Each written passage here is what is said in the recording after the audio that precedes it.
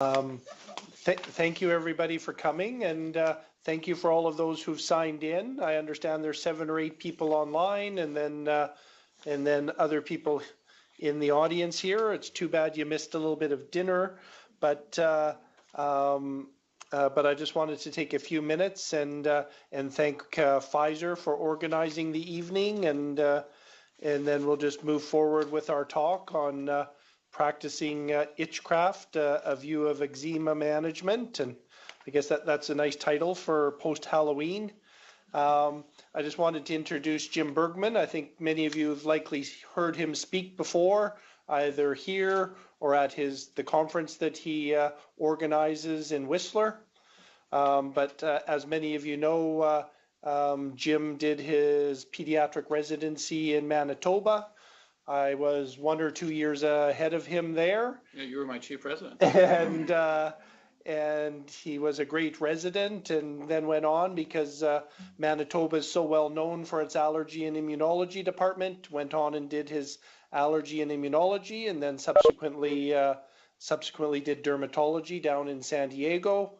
And like a lot of us, once we do some training or live on the West Coast a little bit, he was not going to go back to the prairies to live, so I was willing, but my boss said no. Stayed on the West Coast, and we're happy to have him here as a resource for all of the pediatricians in the Lower Mainland, for both he and his colleagues that practice dermatology downtown.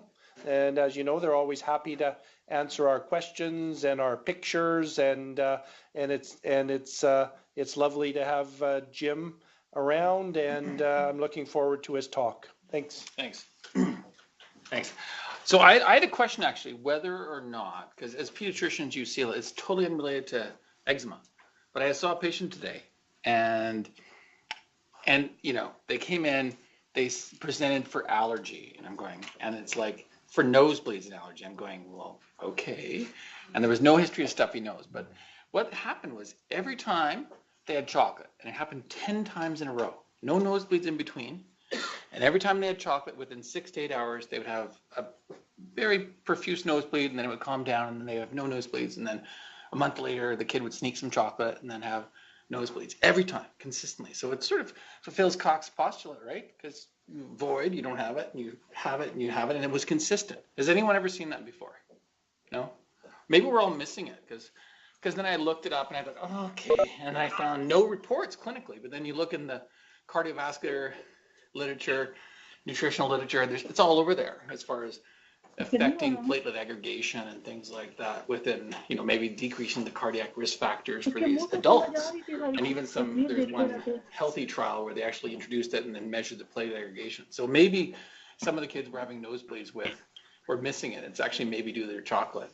Maybe we see a spike of nosebleeds around Halloween, who knows? And we blame it on picking, or we blame it on cold air, dry air. So Mom doesn't really want to feed chocolate more, but I was tempted to get them to eat chocolate and do a platelet aggregation study and things like that and see whether it truly has effect. That's, you know, science is probably doing it. It would satisfy our intellectual curiosity, but I don't think Mom's going to go for it because she'd have to deal with more nosebleeds. But no one's ever seen that before then. Okay. Next time you have a kid with nosebleed, ask them if they had chocolate beforehand. All right. Okay. So what we're going to do is it's going to be a mixture. We're actually going to start, and we're going to try to make it as clinical as possible for people. We're going to talk about some clinical mimickers first of all. So we'll go through some of the patients that you will see that may have eczema or may not. And we'll go through as a group and decide whether it's eczema or whether it's not, and why it's not eczema, and what the morphology will tell you. And then we'll go through some of the issues of why these patients are getting better, because you'll treat them, and the mom or dad will bring the child back a month or two later and say, you know, I've done everything you said, and they're still having eczema because they want this cure. And so we'll go through some of that, and we'll talk a little bit about foods, and then we'll talk about some of the therapeutics involved. And one of the new therapeutics is it available now, or is it out now or not? It's this week. It'll be in pharmacy. This week. So if you don't know about it, we're not going to go and spend the whole time. We're just going to go through the basics of it because it's worthwhile to know, because you don't know about it. Parents know everything, right? When they come in, they've already Googled it, they've seen the ads. And it happens to me probably once every other week where the patient asks me something about, oh, have you heard about this? And I go, and you have to say no. Like apparently there's this new, have you heard about the new peanut sensor? Some guy in MIT has developed this thing where you actually take a bit of your meal at a restaurant and you put it in the device and it tells you up to, I think it's 9 parts per million if there's peanut in it. And so it's like, I guess MIT people are pretty smart, so it probably works.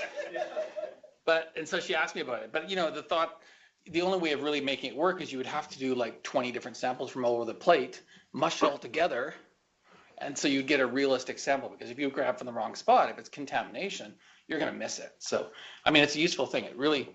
And so she went and bought it. It's like $200 or something like that. But I mean, it's something that patients surprise you sometimes. So I wouldn't be surprised in the next month whether you get a patient saying, with your eczema, what about this product? Okay. So we talked about that. So this is the typical eczema patient, and we're all familiar with that. But we're going to go through some other scenarios of scaly rashes. So is this eczema? No, people are shaking their heads. And why is it not eczema? Silvery scales. Silvery scale? What's the classic description of eczema? So it's scaly, but usually not thick scale like that. Is it well or poorly demarcated? Poorly. You often have trouble drawing a line. This one you can see where normal and abnormal is, right? So this is sort of anti-eczema. What do you think this one is? Psoriasis. Psoriasis, good. How about this one? This one's a little harder, right? And this one often we get referred for, oh, please see this patient for ringworm. Please see this patient for psoriasis. So this is nummular eczema or coin-shaped eczema. And so this one is red. So eczema is red. This one has some scale. There might be some areas, well, this one not so much, but sometimes you see a little central clearing. So that's why people think of ringworm. But then it breaks one of the cardinal rules. It's moderately well demarcated. You can draw a line. So it's one of the types of eczema that can fool you a bit.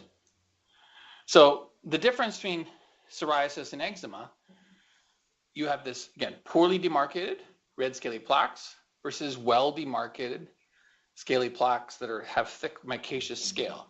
Now, sometimes, again, it's hard to tell, especially with that nummular eczema. So does anyone know any other clues for psoriasis? Salmon green color. Good, so nail changes, we'll go through that. Because looking at the one spot, it's great. But if you search elsewhere, it sometimes gives you clues. And sometimes we call it sebaceous psoriasis or these crossovers, and you just say, well, it will declare itself. But sometimes there's certain triggers or certain factors that can help you. So you look in special locations. So if you look between the butt cheeks, and if you see this redness down the gluteal cleft, start thinking psoriasis.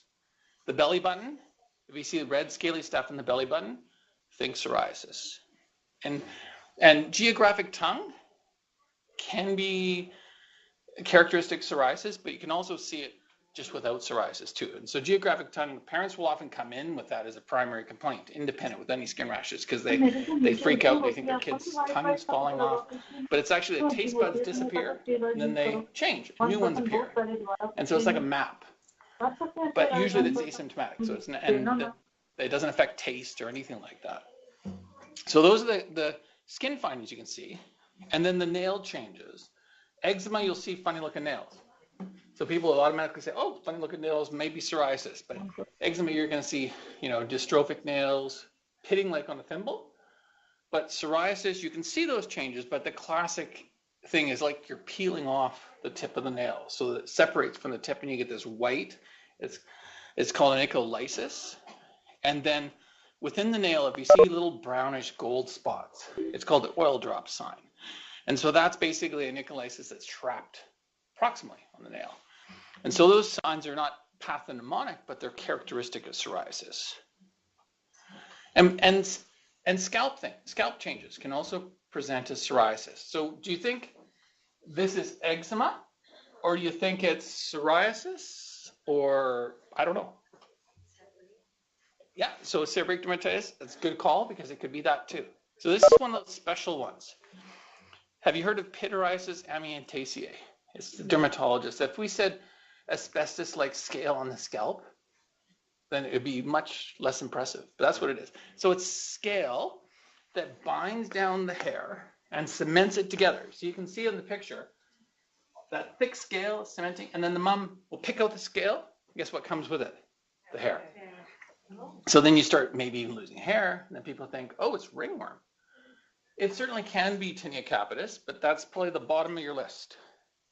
But seborrheic dermatitis, as you mentioned, eczema, and then most commonly psoriasis. So it can be a presentation. The classic presentation of psoriasis is these, again, the same plaques that you see on the body, often in the posterior scalp around the ears, and you see these plaques in the scalp that are well demarcated. But it can present like this as well.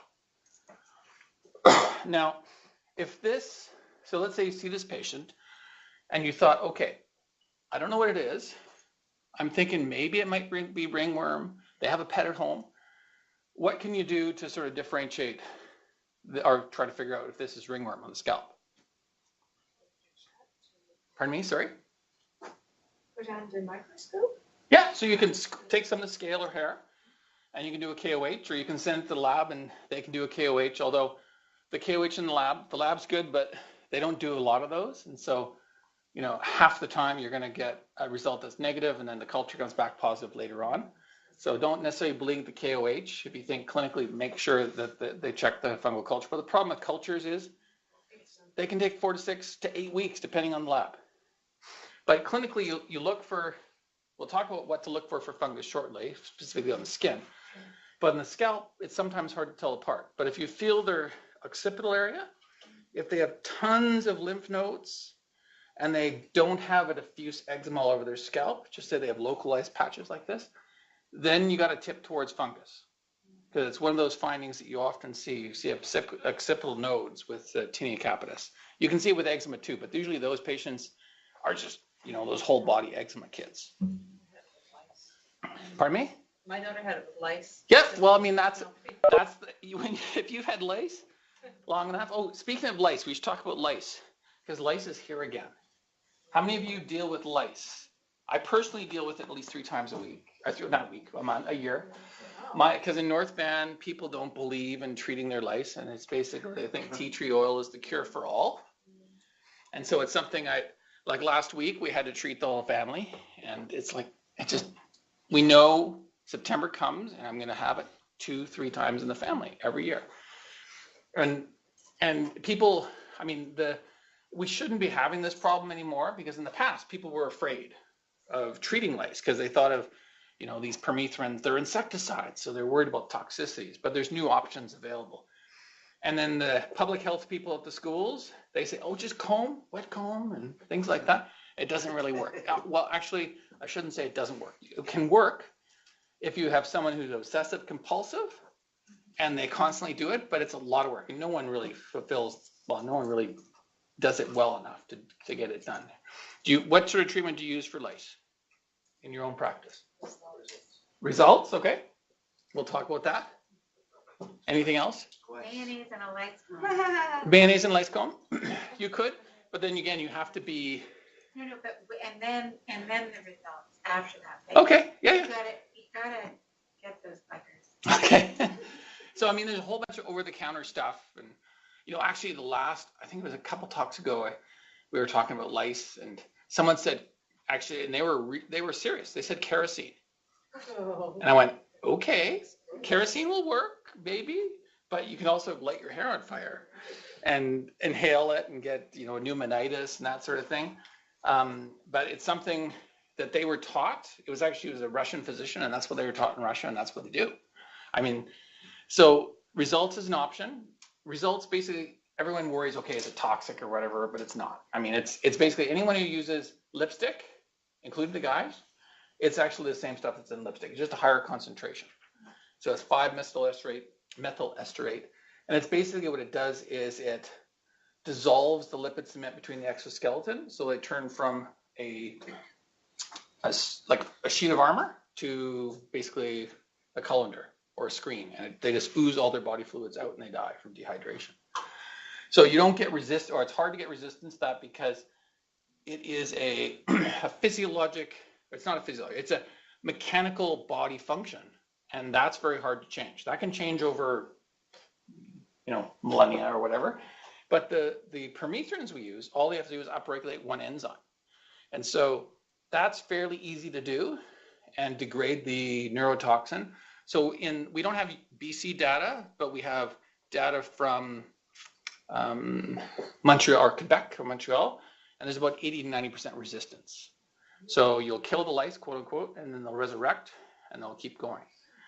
So so result is one. The other treatment that's available behind the counter is called NIDA. So those are two that are equally effective. They're 98, 99% effective. And NIDA works by a different mechanism. It basically is it's a silicone liquid and solid. So it goes from two phases. Liquid, it pours into the breathing spiracles, and then it solidifies and it gums them up and it just suffocates them. So that's something that would work as well because they'd have to change how they breathe.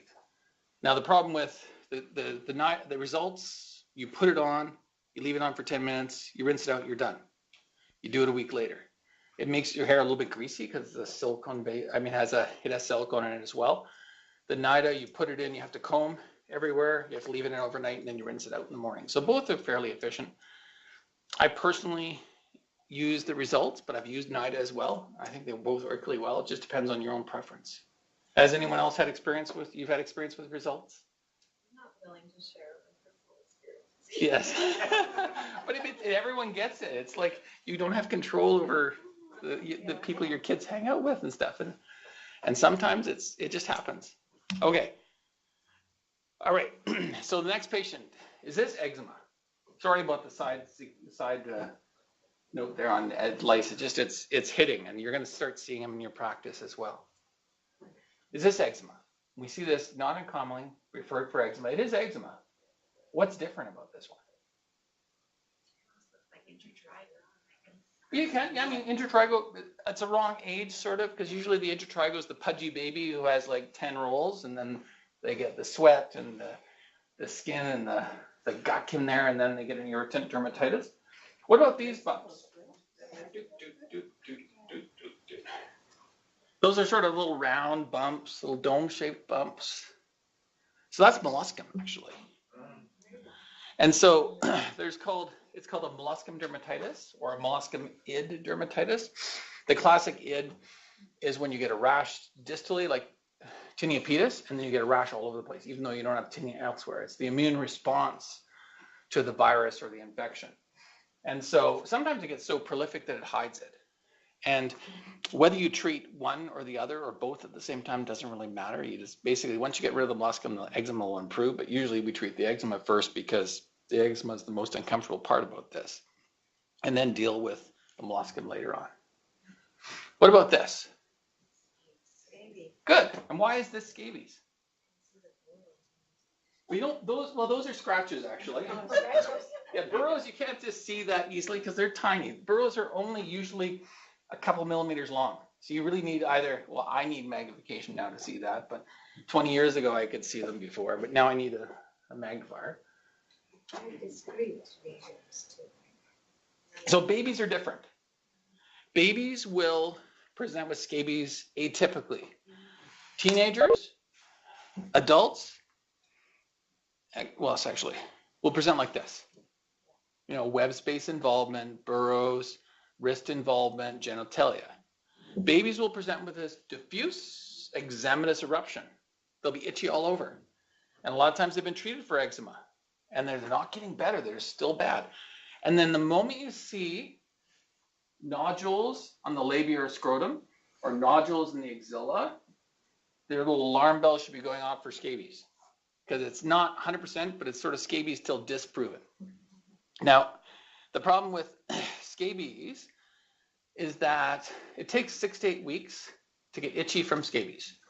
And so let's say you diagnose scabies in this patient and they go home, and in BC, there's lots of extended families living together. Real estate's too expensive for everyone to have their own place. So Uncle Joe will be living in the basement. And if Uncle Joe's not itchy, he's not going to treat himself. So that's why whether I think it is or not, I'll still do the scraping. And this is, if you show this to mom, everyone's treating. Everyone. And what you look for, any of these are diagnostic. So the scabies mite, the egg, or the little black dots. That's like scabies poop, scabella. So if you have any of those things, it's diagnostic. But if you have, a lot of times you'll see all three. And how would you treat that? Unlike lice, we don't have a lot of resistance. So permethrin's fine. And so the only thing you got to realize that baby that we saw, you have to treat a little bit differently. So everyone else here down, that baby, including the head, because they often have on their scalp. So a lot of times you will treat the whole family. That baby who's the primary case, you treat here, they still have it in their scalp. It does the merry-go-round, and it goes around the family again. And the other thing to remember is once you've treated the scabies, there's eczema there. You're killing the mites, but the particles are still in the skin. They're still going to have an eczematous dermatitis, so you got to treat the dermatitis, because otherwise they're going to come back and say, and you'll see them. You'll get referred by family doctors, and they'll go, the scabies, I've had it, we've treated, it keeps coming back. I've treated 5 times. And what they've done is the permethrin's an irritant. They still have the scabies mite there. They're having a dermatitis, and they're just scratching and keeping it going. So you got to treat with anti-inflammatory as well. Okay, so this patient, your partner's been on vacation. Actually, Todd went to sail in the Fiji, and so he got his partner to see. This patient came to see his partner, and you prescribed hydrocortisone, this rash on the face, and they still have it. So is this eczema? And it's been a month, say, of hydrocortisone. So what are the rules for eczema? Poorly demarcated, red, scaly. It's fuzzy a bit. So it could fit, but shouldn't fit. Usually eczema on the face responds somewhat to hydrocortisone. So what do you think is going on here? It's something we did as physicians. So this is sort of iatrogenic. So if you have eczema that's not getting better when it should, you got to think, okay, is this patient adherent? Are they using the medication? Did they make the wrong diagnosis? In this one, they made the right diagnosis, or maybe it was the wrong one, and what they've done is they've pushed the tinea into the skin. So it's called tinea incognito. So the steroids actually camouflage the normal findings of tinea. So if you have a facial dermatitis, especially, that's not responding, think of that as a possibility. It doesn't really look like tinea. There's a little bit of central clearing there, but you can see that's the only subtle clue, but you can see that in nodular dermatitis. So what do you typically see in tinea, in ringworm? See scale on the edge. Right? So that's good. That's really important. So you'll see papules and scale along the periphery with central sparing. So the other one, you just saw papules all over the place. So if you ever think, is it tinea, is it not? Because we'll see all sorts of things. You'll see granulum annulare. These are red swollen bumps with no scale. So it's not tinea. So you need scale. And if you see something that's a nodular dermatitis, that's a little round area, and there's bumps all through the middle, it's probably unlikely to be tinea because you don't have the central sparing. So again, annular with eczema versus nodular eczema, annular versus oval, scaly bumpies throughout versus bumps on the periphery and scale on the periphery. And generally, nodular dermatitis, if you've seen it, it's pretty chronic. It stays there. It doesn't. You get new ones, but it stays there. It doesn't expand outward like ringworm does. The problem is some people say, oh, well, if it's eczema, it should respond, and tinea won't. But there's that partial response. You see the patient who got a little bit better but didn't clear when they had tinea incognito. I think we got 2 more cases, and then we'll get to the meat of the matter. But these are probably actually the most important thing from the clinical practice. What about this patient? You've been following Johnny for 10 years, and he's had mild eczema, antecubital fossa, that sort of thing, and you've been treating him, and he's under pretty good control. And then over the last 3 weeks, this is what he's looked like. So what goes through your mind? There's no right answer. I mean, when you go through these things, it's often you think, oh, is it this? Oh, no, it's not. and you get it wrong, and then you pick the X one, because there's a bunch of things that cause Poison ivy. Good, good. So you'd ask him, have you been hiking? So let's say it's the middle of winter, and you know, and so it's not poison ivy, but it's something to consider. And we'll go through the issues of poison ivy in context shortly, but so often you get more streaky lines and stuff like that. So that's a possibility. What else can cause an eczematous flare? So 80% of kids have staph on their skin, so it could be infected. So you think, oh, it's infected, it's oozing, you know, maybe it's MRSA. You do a swab, you treat him with either topical antibiotic or systemic antibiotic, and he still has it. So when you see this pattern, those different causes, you examine them all over, and what happens if you saw this? Nickel, yeah. So remember we talked about the id from the molluscum and from the tinea. So this is an id from nickel. So his only contact with nickel is the belt buckle, but he's getting a diffuse, brisk eczematous dermatitis all over the place. We control the nickel exposure, he'll get better. We saw one of mine that started at St. George's and had to wear a belt. Oh yeah, okay. Nickel reaction. Yeah, so when you ever get those flares, look at his belly, because almost always they're gonna have it there. It used to be much easier. So if the pediatrician's been practicing for a while, we used to see the snaps. You know, the metal nickel snaps, because those sleepers, they always chose the cheapest metal, and so the babies would get the little buttons up their tummy. It was much easier. And so usually you identify those patients earlier on, but now they're plastic, so now we see them mainly in the belt. Now the one thing you can do is, again, people want to wear certain items of clothing. And so this test right here, the dimethylgloxine test, it's really easy. It's a liquid. You can get it from, you know, you can go online.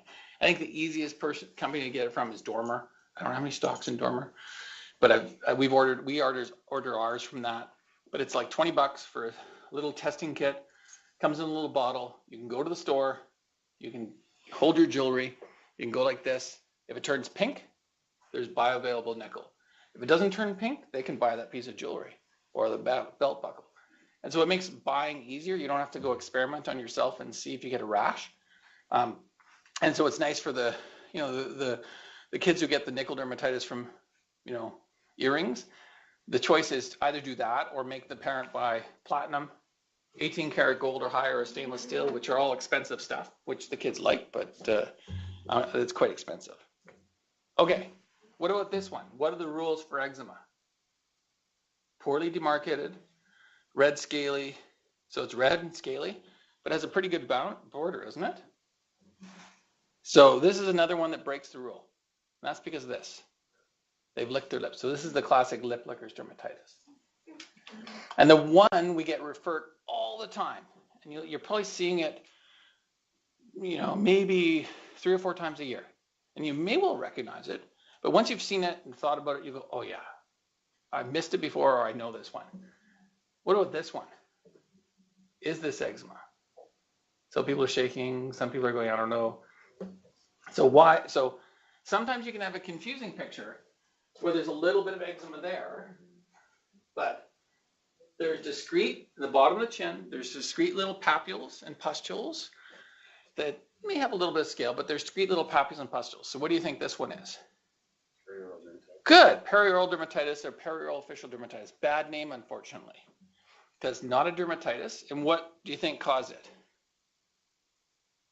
It's usually what we did again, steroids. So the classic story is the patient comes into you, they've had this for like 9 months. They say, I started out with hydrocortisone 1%. It helped a little bit, but every time I stopped it, it got worse. Then I went to 2%, and then it got worse. And they may have tried a calcineurin inhibitor, and maybe it's a little bit improved, but it's still chronically ongoing. So it's actually may not be caused by steroids, but it's induced and perpetuated by steroids. So this is, does anyone know what to treat this with? So this is one where you have to get off the steroid, and then you have to use a topical called a metronidazole. And then sometimes we use other anti-inflammatories, whether it's calcineurin inhibitors or maybe the phosphodiesterase ones. We don't know yet whether they work, but I often use the calcineurin inhibitors to decrease the redness while we're waiting for the metronidazole to work, because it could be months of therapy. And so if it's less red while you're waiting for the metronidazole to work, the parents are happier because it really bothers, kids don't want to go to school because it's bright red.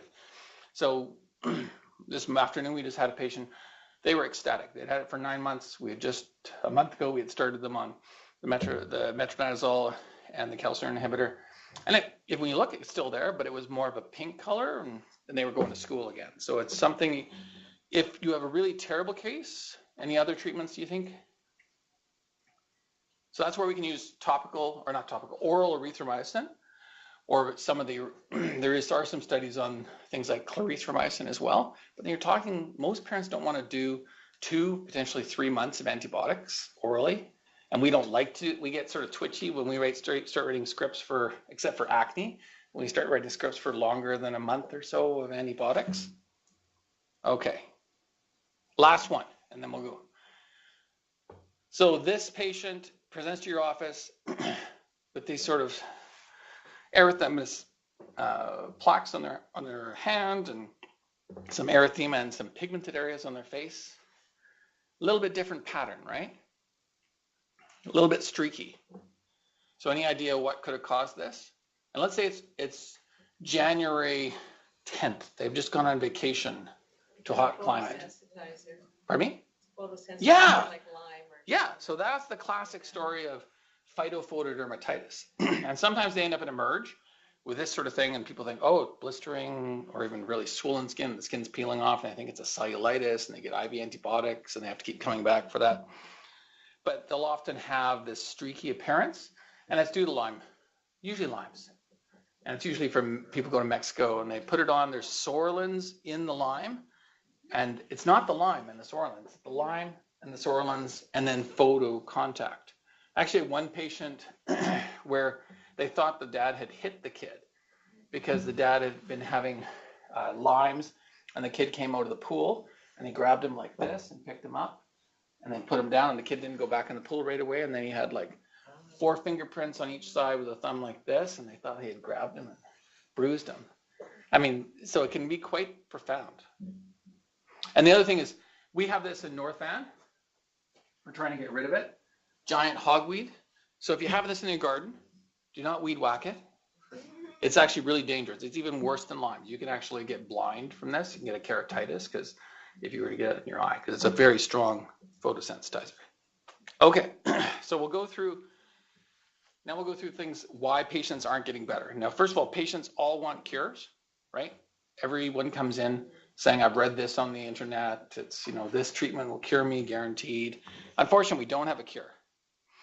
We can control it, and actually we may be able to prevent it. So this is a time when you can actually use, as a pediatrician, you can actually use your, sort of health prevention techniques and so on. So you already, you're looking after this family, the mom's pregnant, or she's had 1 kid, she's planning to have another child. This is where you potentially can prevent atopy, atopic dermatitis, or at least delay it by actually just telling them that they can use moisturizers in the newborn. So there's been 2 studies now. There probably is going to be other ones coming down the road. They're a couple years old now. They both found in high-risk individuals, so families who had eczema, that if they used moisturizers from early on in childhood, that they decreased the risk from 50% down to about 25%. So there was a relative risk reduction of 50, which is quite significant. I mean, what else in life can you lower your risk by 50%? Cirrhosis and alcohol, smoking and lung cancer. There's not many other things that we can do. So it's quite simple. The risks associated with this are very low. I mean, I remember when I was doing pediatrics, and actually the neonatologist said, be careful with the barrier, all these moisturizers and stuff like that. It's still true to some degree about toxicity for the preemie babies, but for a term baby, the associated risks with, the stabilizers and stuff within moisturizer is exceedingly low. And the risk of, sepsis, because I think there were some reports of preemie babies getting sepsis from contaminated creams, people double dipping and stuff like that.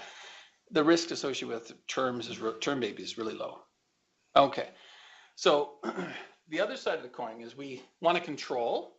We might be able to prevent in the newborn, but we want to control the eczema. So first of all, moms will sleep, kids will sleep, they'll have less rash, they'll need less medication. But we may actually be able to prevent other ancillary diseases, because we all know about, the gang that runs in the pack with eczema. So those eczema patients, you can predict that a high percentage of them are going to have food allergy. Well, not high, maybe 10, 15% will have food allergies, and higher depending on the severity, asthma, hay fever down the road. But we know about this the barrier defects. We used to say that eczema was all about immune dysregulation. It's still about immune dysregulation. And it's not just about a flagrant mutation, but every single patient who has eczema has leaky skin. And the importance of the leaky skin is that they get dry and cracked. But the even more important is that we're constantly being bombarded with allergens and irritants, right? And if you have leaky skin, those irritants are microscopic, they'll get into your skin. Your immune system's more reactive, you'll react and get rash and eczema. And then you'll scratch and get worse, and it feeds back and makes the barrier worse. But if an allergen gets in there and you have an immune system that's more reactive, then it's like the perfect storm. You set up an increased chance of sensitizing. So the skin is the bad guy. The skin is the organ probably where you sensitize. And the gut, we used to blame the gut. Remember how we used to say 2008, don't, milk 1 year, eggs 2 years, peanuts, nuts, fish, shellfish 3 years. We used to give this spiel, and it wasn't based on much, it was based on personal opinion. Now we know the opposite is true, and so gut is protective, and we see it in the gut and we lower the risk.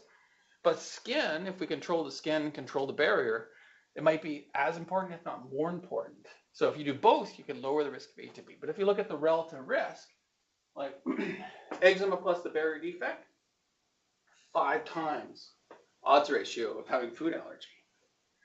So it's really, really important.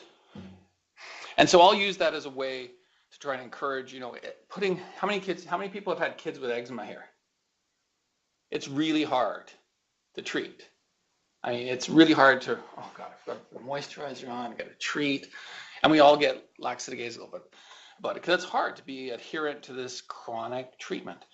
But this is something that you can get the parent on side somewhat by saying, okay, we do this now, we get really good about doing it early on, we might be able to prevent these other diseases. Because anytime you can enroll prevention, not dads usually are there, they're nodding, but the light bulb goes on in the mom's head and they go, oh, okay, I can prevent all these problems down the road. All right. So why, that's what comes in. The patient comes in and say, why is he not getting better? And they have a whole myriad, like Auntie Joe will tell them about this folk remedy or that. Plants are medicines, so I don't poo-poo them. Just like this chocolate headache or nosebleed thing, you got to look. Sometimes, again, willow bark is aspirin, right? So it might be, but the most important thing, just like with any chronic disease, is education. It's the most important thing. And there's a European model where you go to all these educational sessions and you spend weeks doing it.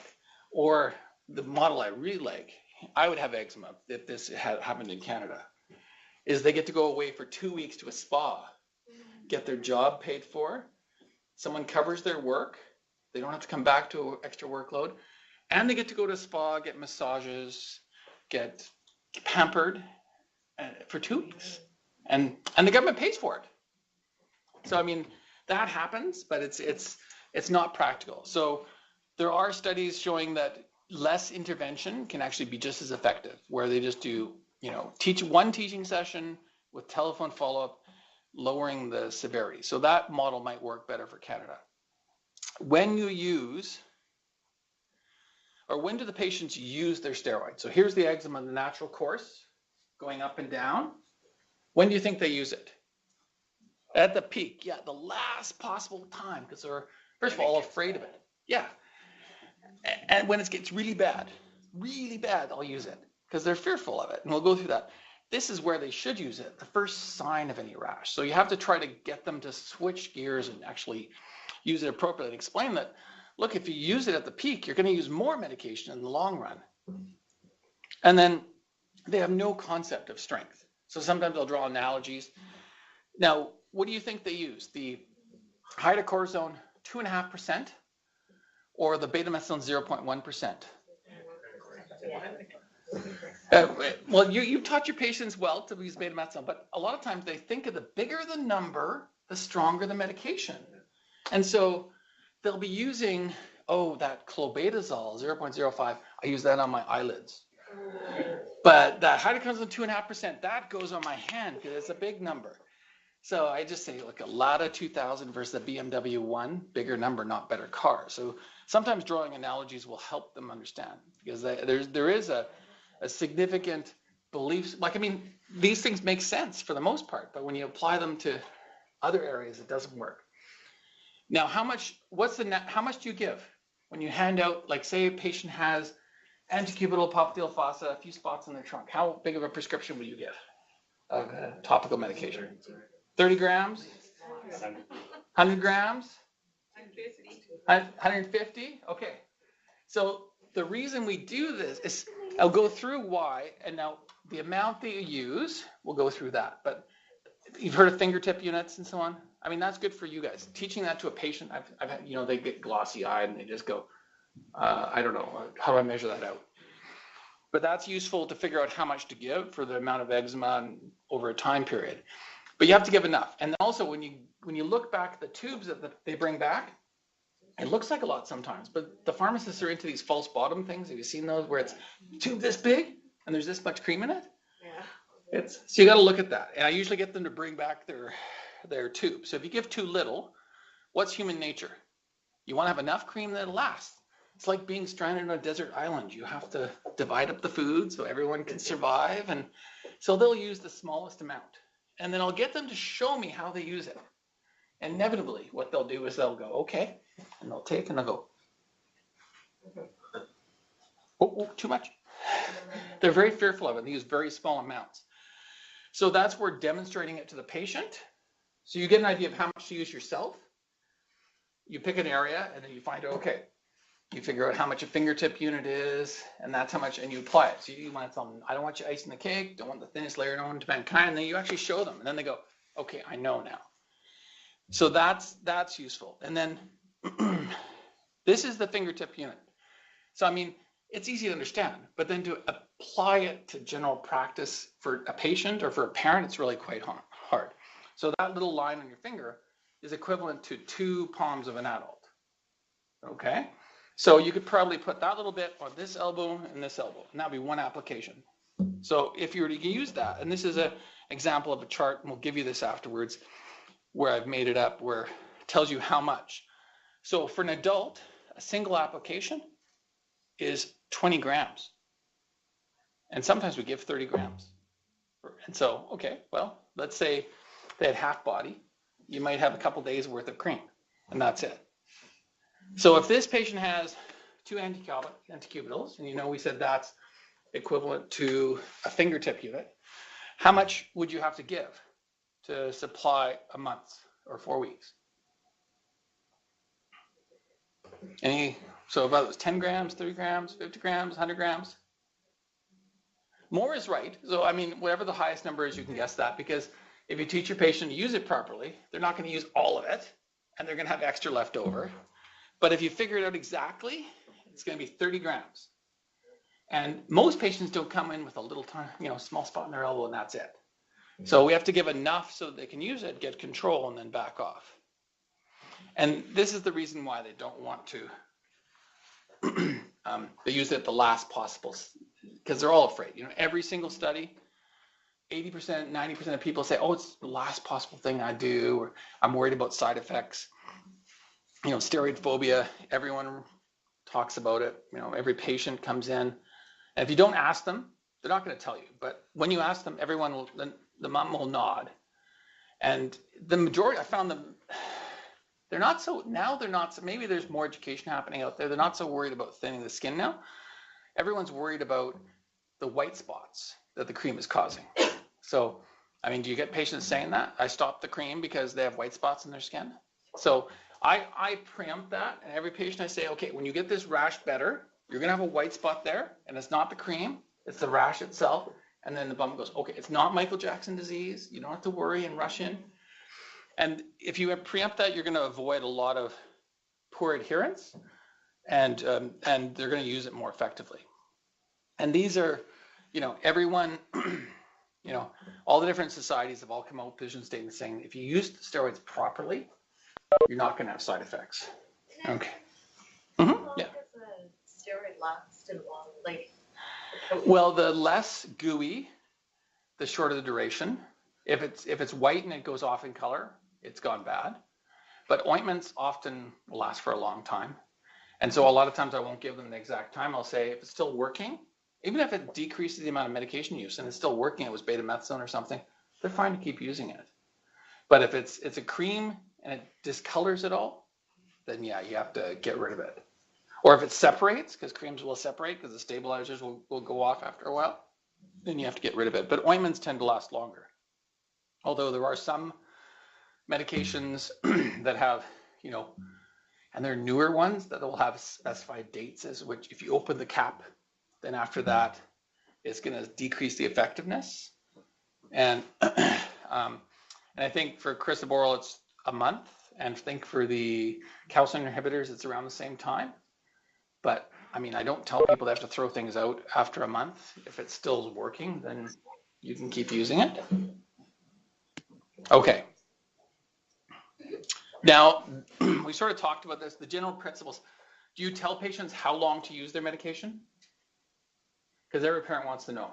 What do you say to parents? The rashes. Good, all right. Because we see it, pediatricians are better about this because family doctors always say, and the pharmacists reinforce this because they say, how many of you have ever written apply sparingly on your prescription? How many of you see that all the time on the bottle? They change it on us. Or they'll say, ooh, you don't want to put this on the face. And then they come back and say, doc, what are you talking about? The pharmacist says this is really dangerous to put on my face. And so you sort of got to immunize against the pharmacist to some degree and say, they're going to say this, and because otherwise you're going to get distrust down the road. But we get it all the time from family docs where they say 10 days or 5 days or 2 weeks. I mean, that's sort of true. If you had a bad dermatitis in the face and it wasn't getting better, then you have to wonder, did I get the wrong diagnosis? Because it should get better. But I usually say right steroid, right location, so you don't, or right medication, right location. So you use mild for face, medium for body, twice a day when it's there, stop when it's better. As long as you're off more often than you're on, longer term. And I usually say over weeks and months. The risk of thinning the skin, suppressing natural steroid production doesn't happen. And then patients will go, because that's something easy for them to understand. And then they can keep track of the use. And if they see check on the calendar, they go, oh, okay, I got to see the doctor and change. The other thing I'll do is to combat phobia. And this is like the closer for the, what's it called when you're selling a timeshare? This works. It's like they bring in the closer to sell you the timeshare. This is the word natural. Because everyone wants to use natural things in BC and around Canada. But I'll use natural as a way to sell steroids. And it works. I've had naturopathic pharmacists use topical steroids by using the word natural. So I say, it's natural. It's in your body. It's in me. It's in you. It's in Johnny. It's not even a drug. It's in you. And they go, oh, that's not so bad. And I said, not that things in you can't hurt you. If you drink like 20 gallons or 600 gallons of water a day, you'll really get like sick. And they sort of can conceptually gather that. But once you bring in the fact that it's natural, it's in you, if you use it properly, the risks are very low, they buy into it. And so it's the steroid phobia disappears when you actually use that. Now, as far as use of medication, the standard use is we're comfortable with using it twice a day, right? The twice was just picked out of the blue 50 years ago. Once a day might be equal. We don't really know exactly, but it's classic for both calcineurin inhibitors, steroids, and for crisaborole is twice a day, okay? But there is a proactive use, and we have studies on steroids and calcineurin inhibitors where if you have someone who's getting recurrent episodes, like they get better, and then they get sick again, and they start having flares, and then you get them under control, and as soon as they get better, they have another flare. So they're just rebounding back and forth. That's a situation where you can actually use twice a day till they get better. Once they're better, rather than going cold turkey, you switch them to twice a week application. And the studies for both the calcineurin inhibitors and the steroids have shown a longer time period between the flares and less severe flares. So it's something that, again, it's a selective population. And we may use this for newer categories of medication because, I mean, it's a good way of dealing with those chronic recurrent patients. Now, how do you, we've talked about some methods to increase adherence, and this applies to all topical medication. We talked about, getting to bring the medication in, going over proper use. But probably the most important method of increasing adherence is actually seeing you. So, I mean, you have a bad eczema patient, they're not getting better. And you think, I really think that he's a typical teenager and not using his medication. And so how many of you floss every day? Okay, good job. I can't do it. I floss before the dentist and after the dentist for a little while, and then I stop. So this was a study where they actually looked at medication utilization. And guess when this was? Right before the doctor's visit.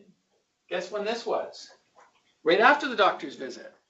So for those bad patients, I'll actually get them to use their medication. I'll get them to use their medication and then come back frequently. So I'll see them like every week. I'll torture them with me every week for a little while until they. No, but if it's a choice between that and then having to go twice a week to phototherapy, or for them having to go on a systemic immunosuppressive, I prefer to torture them with me. And they'll get better because their adherence improves. I mean, what we used to do when we had far bigger health budget, we used to admit these patients to hospital. And the nurses they would, miracle workers, they'd be better. They'd do wet wraps, and a week later, this kid would be a new kid. Well, we can't do that now. It's like, they won't let you admit, even for these bad eczema patients, they won't let you admit them. Okay. How many use bleach baths? Okay, so bleach baths are great. We were all super excited when the original studies came out saying it lowers even MRSA, it decreases eczema scoring. And then some people said, oh, well, what happens to the barrier? Does it affect? But actually the studies showed it didn't affect the hydration or the barrier effect. So we thought, oh, this is a win-win-win. But now we're not so sure what we're dealing with, because some of the new studies are saying, well, maybe the eczema might or might not be better, and the staph carriage might not be different. So it might be working by a different mechanism. So, I mean, you still use it when you think you need to use it, but they will come out in the wash later on whether or not we continue to use them. So, I mean, using it for every patient, probably not needed, but using it for your currently infected patients, it's still a good tool because the risks are really low. We want bathing, we won't talk about.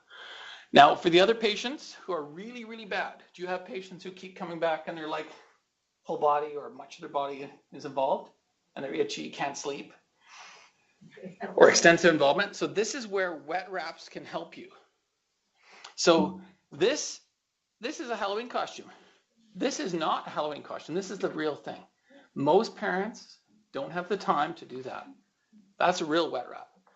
So what we often do is use stretchy pajamas for the younger kids.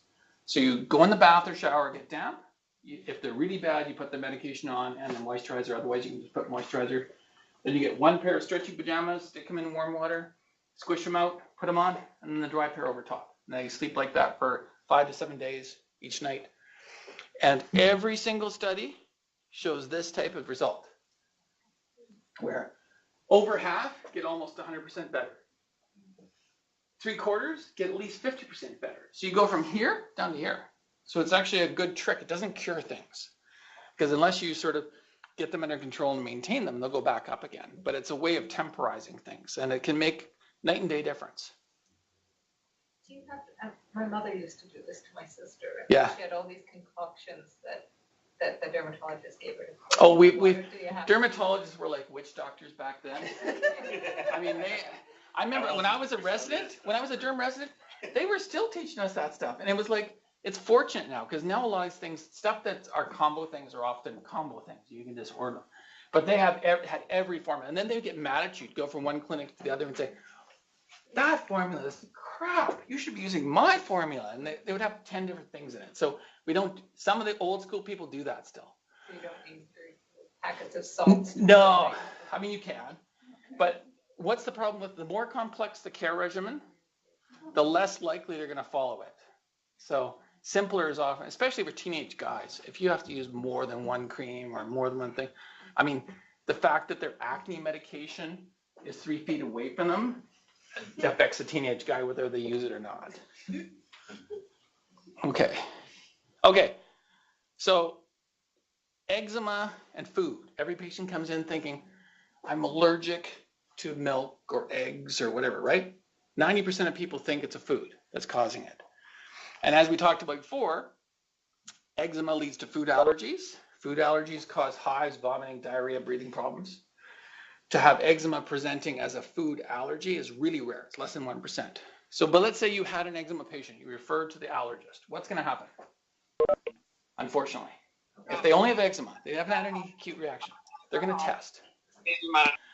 And when they test, they're going to get positives, because if you test atopic individuals, what's going to happen? Atopic individuals produce IgE. Is the presence of a positive test an allergy? No, right. You're right. It's not an allergy. What that represents is sensitization. An allergy is the presence of the antibody and a clinical symptom. So testing just based on eczema, there's a select subpopulation where the allergist should test. So the severe eczema, a young kid who's not getting better, non-responsive to therapy. In that situation, they may test to, an isolated number of tests. And so what the Quad AI says is like peanut, egg, milk. But even then, that was only put in there because there were more allergists on the committee than there were derms, and I couldn't fight them all. And so we got it down to like 4 tests, and then I gave in. But they shouldn't be testing these panel things. Now, if you get a bunch of tests coming back and the patient's told to avoid this, this, this, and this, then that's when you throw it back to the allergist, and they have to make a decision whether it's a sensitization or a true allergy, and they have to decide whether they challenge or not. It shouldn't be your responsibility. They should have to live with the consequence of the test and make the decision on that. Because it's quite, so panel testing, we should be not doing it because there's a high rate of false positives. So there was a study from New York where they actually had all these kids that were positive for egg. And they said, well, let's find out how many of these are truly allergic. And they challenged them all. And 93% of them passed the challenge. So it just shows you, if we don't have a clinical history, there's a high rate of these false positives or sensitized kids as not really truly allergic. Now, we used to argue, the allergists used to say 80-90% of patients have food allergies presenting as eczema, and the derms would say no one. And we've come to not really a middle, we've come to the derm side where it's about 1 or 2%. But this is a classic example. So these patients were blind, placebo-controlled food challenges. They had positive tests, and then they looked at like immediate reaction. So a lot of them had immediate reaction, hives, that sort of thing. So you'd expect that. When you actually look at the delayed reaction, it was the same as placebo. So when you actually look at how many patients who are sensitized that actually have eczema presenting as a food allergy, it's really rare. So if a patient only has eczema and they think it's a food, then that's when it's not likely a food. And that's when you can actually do something where you can actually let the parent be Sherlock Holmes. So this is the natural course of eczema. When do you think the patient remembers the egg? They remember here, right? Where it's on the upscope. It's called recall bias. We're all guilty of that. We always remember the time, we remember how great we were, how we did well in school. We don't remember the time that we failed calculus, or we block that out of our memory. So we forget about the other times. If it's an allergy, that's what should happen. You should be seeing the increase after you've had the exposure. So what we can do is you basically get them to keep a calendar. And 99% of the time when you get a patient to do this, when they haven't had acute reaction, they'll get this pattern. When they actually have a worsening, and they're that 1%, they'll have worsening of the eczema consistently. A lot of times they're going to have no variation. Problem is eczema varies on its own. So if you keep a consistent, strict sort of regimen of watching or scoring the eczema every day and marking down the food, they'll come back ruling out the food, and they'll gain control. So a lot of it's about wanting to have a cause, right? Everyone wants a cause for the eczema, one thing that they can change and cure their eczema. But this enables them and gives them power over it. So the last part of the thing we're going to talk about the non-steroid options. How many of you used calcineurin inhibitors? Okay. Do you still have problems with them as far as, sorry, sting? Okay, we'll talk about that. Any other problems that you have? We used to get calls from the pharmacist all the time. Do you still get calls? I don't get any calls anymore, fortunately. So the word has gotten out there, because there used to be, well, there still is a black box warning, but the black box warning was based on, like, I think it was 19 or 20 kids out of 50 million prescriptions who had lymphoma. And if that was true, we'd only have like what, 15 kids all in Canada, in all of Canada who have lymphoma. I mean, it's way less than the going rate. They've been following it ever since. There hasn't been, with the monitoring, increased rates. The original studies, 99% of the time you couldn't even find it in the blood. The 1% of the time you could find it was a very low level. So we don't really have concern about that. But if you prescribe it, you have to mention that issue, because if you don't, then it's going to come back to you, because they're going to read the labeling and they're going to say lymphoma, and they're not going to want to use it. And if you don't want to mention that, you can actually go to the CDA, the Canadian Dermatology Association website, just download the one sheet, and you can just get your staff to hand it to the patient and say, please, before you fill out the prescription, please read this, because it goes through those issues for you. And the stinging. When do you get stinging? When do you see it clinically? Good. So, and often we use calcineurin inhibitors as second-line agents. If they were cheap, we'd probably be using them as first-line agents as well, because I mean, they are stronger than hydrocortisone, right? And they will work better for the face than hydrocortisone, but they also cost a lot more. So we don't use them as first line. And also, again, they're newer, but if you can get better with hydrocortisone, it's not standard therapy to use them primarily, but they can be used. But the stinging happens when it's really active. And so a lot of times you're using it on eyelids and the face. So a lot of times what we'll do, and the same may be true, we talk about crisaborole, is there's some stinging. But a lot of times what we have done in the past with calcineurin inhibitors is to use a topical steroid, even sometimes short-term and medium potency topical steroid, to calm down the bad, say, eyelid dermatitis. So they're not having cracked open skin, and then they can tolerate the calcineurin inhibitor and don't have the stinging. The stinging that happens is often transient, although if you have a kid running around like this, not wanting to put it on, telling them that it's short-term, it's not going to work. So a lot of times if you have the stinging once, treat with the steroid, calm it down, and then start again later on once you calm down. Okay, so I mean, they're good drugs. Also, you have to go through sometimes if they don't have extended health, you have to go through special authorization forms and stuff. So it's a little more work sometimes to get things covered. But usually if you failed steroids, the government will say, okay, you failed these steroids, you've tried it, now you can go to the calcineurin inhibitors. Okay, so the new category that's going to be available 2 weeks, you said?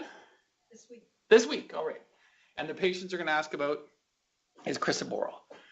So it's a phosphodiesterase inhibitor. So this is like biochemistry, so we don't have to like shut off completely. But do you remember about cyclic AMP and AMP from biochem like decades ago? You sort of remember that stuff? So it's a natural conversion. So the first one is the healthy skin. And so you have a certain amount of phosphodiesterase and you have conversion to the AMP. But when you have inflammation, that upregulates that. And so you get more conversion. And when you get conversion from the cyclic AMP to AMP, that stimulates inflammation, production of cytokines. Now this is, in life we don't have exact mechanisms, right? This is what we think is the mechanism for the drug. It may turn out that it's a totally different mechanism 20 years from now. We find something else, it might be voodoo or something. But the bottom line is, if you don't know the exact mechanism, if you have proof of safety and efficacy, it doesn't really matter. But this is what we think. And then what happens with crisaborole, it's a small molecule. It goes through the skin easily, so it penetrates. It also gets broken down quickly, so the risk of systemic effects is very low, so it gets degraded quickly to its metabolites. It's a boron-based product. How many of you eat vegetables and stuff? You're eating boron already? Makeup, other products have boron in them, so it's not something, it sounds toxic. It sounds like it's something nuclear, right? But it's a natural element. It stops the conversion. So if you have less AMP, you have less inflammation. So it's anti-inflammatory through that mechanism. And again, it has no steroid effect, so you don't see the thinning of the skin and so on. Now, before we go through this, there's been a number of studies. This is their data. Now, the FDA and Health Canada over time changed their rules and their markers for what's considered good. Like with psoriasis, we used to have a good psoriasis drug was like 45% improvement. That doesn't pass the mustard anymore. So now you have like 95%, it was 75, and now it's like 95% in order to be able to consider it a success. So the same things happen with some of the other skin drugs. So I believe that with, the calcineurin inhibitors, they had improvement as an improvement. But this one, you have to have clear or almost clear. So you have to go from like a 3 down to a 1, or you have to go from a 2 to clear. So the hurdle is quite a bit higher. So your numbers right here aren't as high as you'd expect. Like you say, oh, okay, on day 8, we're like 18%. That's okay, not so great, but I mean, that's clear or almost clear within the first week. Now, the other thing is too, this is the vehicle. How many of you think that vehicles, moisturizers aren't therapy? No, they are. If you use your moisturizer, and there's been studies from the 90s where the UK dermatologist used a pound of moisturizer a week, it was equivalent to that's a lot of moisturizer. It was equivalent to a medium potency steroid. Quite impressive. So vehicles improve the barrier, can help.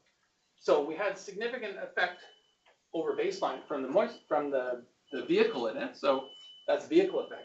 But this difference is the drug effect. And you can see increasing over time. And it was significant for day 8. So there's an effect. The problem is we don't know, because you can't compare this data to steroid data. You can't compare this data to calcineurin data because they have different endpoints. Now, I think the company is doing a head-to-head, which is actually useful. I found it on like on the Gov trials or whatever. And it's unusual. This is really good. They're actually doing calcineurin inhibitor versus crisaborole versus a medium potency steroid. So that's pretty gutsy. So, I mean, most companies won't do that. So we'll get data. So if it fails against a medium potency steroid, that's not so bad. If it shows equivalent to calcineurin inhibitors, that's, probably where we're going to be. I was surprised that you guys chose a medium potency steroid to compare against. It's good, actually. But, I mean, that shows they have confidence in their drug, because it's, again, originally studied in mild to moderate eczema patients. And they had this effect in mild to moderate eczema. And when you actually look at the scores, patients don't care. Well, they care about being clear or almost clear.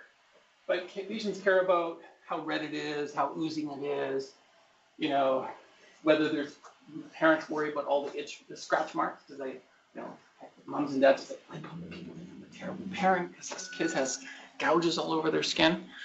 And you can see how there was a significant decrease in the scoring, even compared to vehicle. And the interesting thing too is that itch is really important. Anyone who's had a kid with eczema understands the importance of itch. Because I had 2 or 3 patients today who moms were just coming in like, they were like zombies, The Walking Dead, because the dads work, we try to help, but we just don't hear the kids. I mean, when my kids were younger and had eczema, my wife would get after me, didn't you hear them crying? No, we don't hear those things. We're just genetically predisposed to sleep through everything. We're not trying to ignore. But you can see the interesting thing is, it doesn't go up and up and up, but the effect is quick. Within the first week, boom, less itch. Now, there is some ongoing improvement that's statistically significant, but I mean, the key thing is if you're itchy, you want to be itchy or less itchy quickly. Now, this data, it's interesting, but we're familiar with, stress, chronic disease cause. You see it in diabetes, you see it in, eczema, psoriasis, any chronic disease, cystic fibrosis, that these chronic diseases affect patients. And if you improve their disease, the stress goes down. So, I mean, reinforces that the quality of life improves. And then the last one I want to go through is just safety data. Now, most of the things that people experience are local site pain. And the rate, when you look at vehicle, it's 1%. So maybe it's 4%. Now, I've had some samples and I've been trying it on patients. I think it's less than 4%.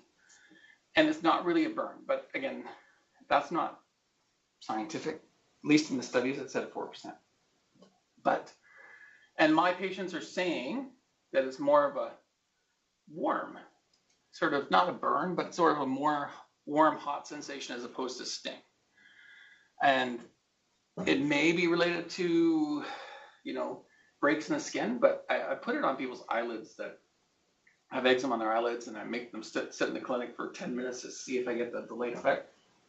And I can't predict who it happens to. So I think it's something intrinsic. One of my partners thinks that there might be ethnic variations of presentation, but that could be just the population that he's seeing, So he thinks that maybe within the Asian population, there's more burning associated with this.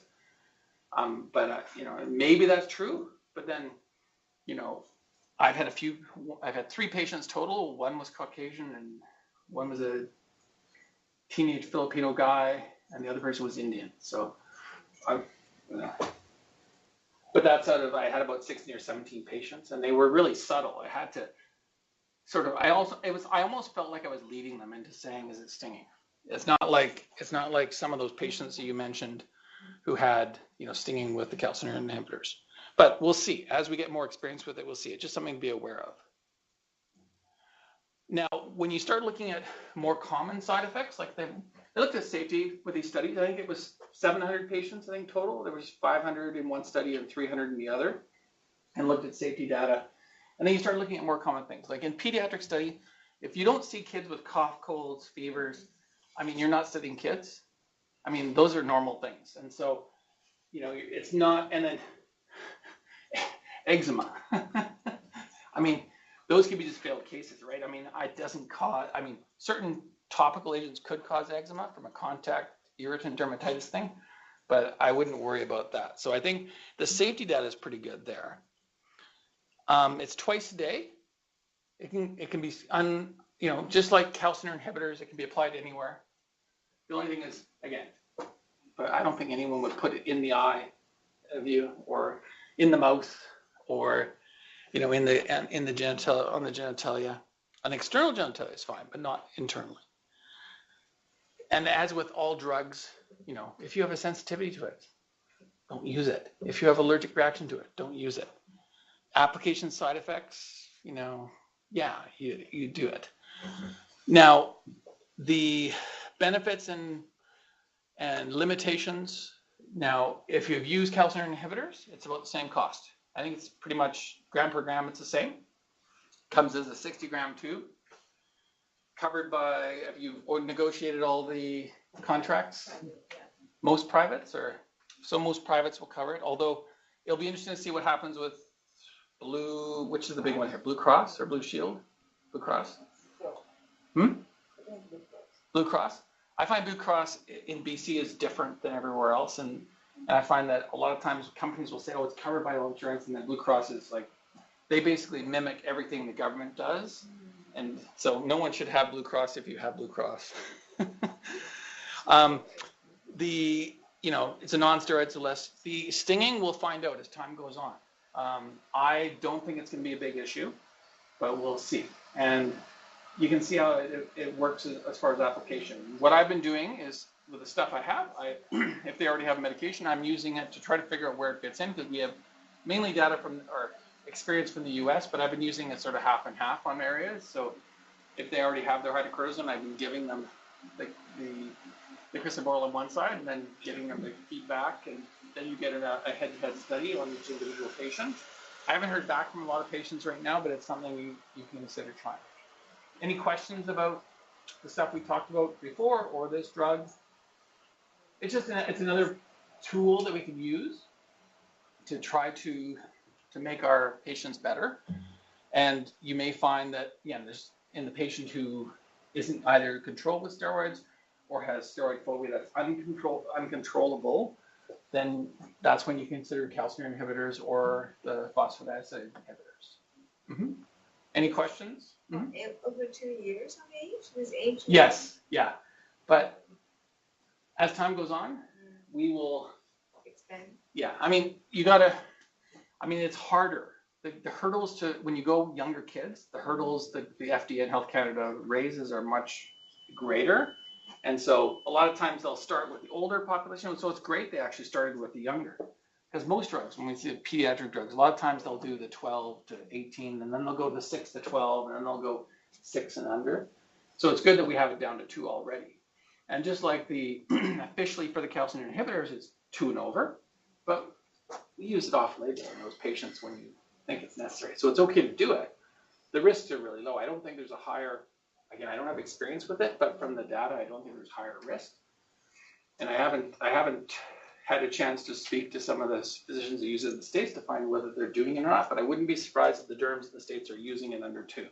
Do you have any data on utilization under 2? There's a study going on right now. Oh, good. It's been just, I think it's finished recruiting last month from 3 to 24 months. So expect results during the next year. And they're going to go for approval after that, or they're just going to sort of have the study out there and we'll... No. Well, the goal is to go for approval. Yeah. Well, that's good, because a lot of times the companies will just say, because they know as pediatricians we're comfortable, once we get comfort with the older age, we go into the younger age when we think it's necessary, and we just, if you only use drugs that were on label, how many drugs would you use? Not very many. Most pediatric drugs aren't officially approved for kids, right? Yeah. Any other questions? No? All right. Okay. And so, we didn't go into all the details. There's extensive educational programs on this drug and so on coming down the road. So, you'll hear more about it. But I just wanted to bring up so you're familiar with it so that when patients bring it up or if they have coverage, you can give it a try. I don't think any of the drugs are better for any individual patient. I think you have to look at the patient population, decide based on what they have, what the belief structure of the patient is, what their finances are, and decide on the medication. All right? All right, thanks.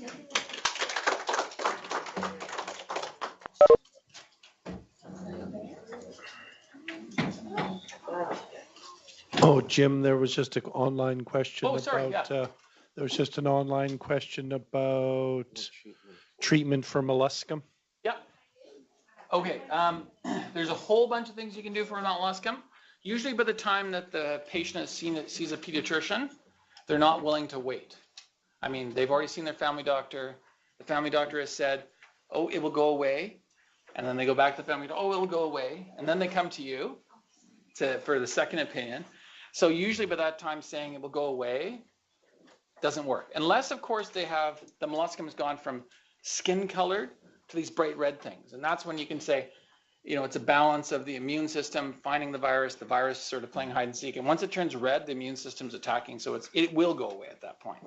But if there are these pearly little papules and they want to treat, there are different options. Now, all the treatments, there's nothing that's specifically anti-molluscum virus. So all the treatments are about inducing the immune response. So whether you're from Quebec and you want to curette them, although that's bloody and painful, but they swear by that technique. You can use various irritants such as salicylic acid, like over-the-counter wart remover, retinoids, or you can use imicamod, which is used mainly for warts.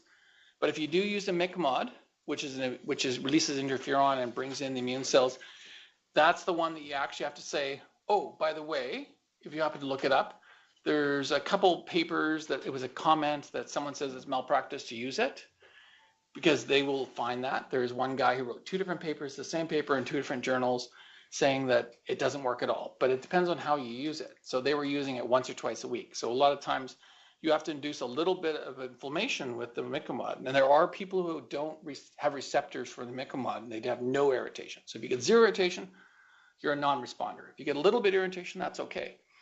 And then the last thing that we often use, and the majority of times, is something called cantharone, which is a blister beetle extract. And that causes It's an acantholytic, so it causes separation of the skin high up in the skin, so it doesn't increase the risk for scarring. And the original studies had 95% cure in 1 or 2 treatments. So you paint up to maximum of 20 lesions. Usually I don't do face or groin. You just dip it into the acantholytic, the little wooden end of the Q-tip, and you just touch it to the spots. Tell them to wash it off in 4 hours. Generally, you treat again in 4 weeks. If you treat, there's a couple things you have to say. You have to make sure they don't have super fragile skin. You know, little Johnny who gets blisters when he plays out with wet shoes. He has decreased skin. He has more fragile skin. So he's maybe one guy that would have a higher chance of getting big blisters. If you treat patients who have pigment in their skin, you have to warn them about post-inflammatory hyperpigmentation. Sometimes that's more of an issue than the molluscum itself. They come back to you and they're mad because they have brown spots all over their skin. And if you tell them that can happen and it's a temporary thing, it will take months to go away, then they're okay with it. It's not going to cause increased risk for scarring. But you also have to tell them molluscum themselves can actually have scarring. And despite what the textbooks say, bigger molluscum, inflamed molluscum, can leave little pitted scars. They do improve over time, but they can look like chickenpox scars. So if you sort of cover all those bases, then cantharon's a great medication to use. And majority of patients do well with it. The original study, again, 95% of people got better in 1 or 2 treatments. And when they actually polled the parents, 90% of parents said they would do it again. So, I mean, if it was terrible and they got large blisters, you wouldn't have that many people wanting to do it again. And parents love it because all they have to do is take them home, wash them off in 4 hours or earlier, and they're done. They don't have to keep putting cream on. So it's convenient for you in the office and convenient for the patient. And most of the time it gets patient better. Did that answer the question? Yeah. Any other questions? From the Ethernet there? No? Okay. All right. Yeah. Easy, you just take a Q-tip. Yeah, they love it. Everyone signed in. You dip it in and then you put it on, and then Yeah, you anytime. wash it out. In maybe 2 to 4 hours. You put Oh, this by the way, there's some more food left in the next room, so if you want to take something home for tomorrow or whatever, please feel free. Hot room, isn't it? Sorry? Hot room? It's pretty hot here in general. Any ideas for